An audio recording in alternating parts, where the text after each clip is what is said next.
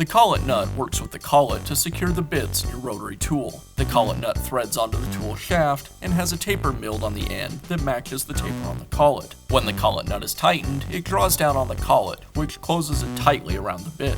Over time, the threads on the nut can wear out, or the tapered surface can become galled. Replacing the collet nut is a repair that you can do yourself, and I'm going to show you how. Hi, I'm Mark Socha. Do-it-yourself repairs like these are easier than you might think. From lawn machines to cordless drills, kitchen mixers, Outdoor grills. our how-to videos walk you through each repair from start to finish.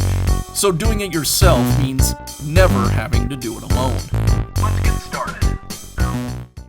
The collet is threaded onto the spindle on your rotary tool. I'll begin by pressing the lock button to lock the spindle in place so I can unthread it. With the spindle locked, now I can just unscrew the collet nut. To replace it, I'll just thread the new collet nut in place.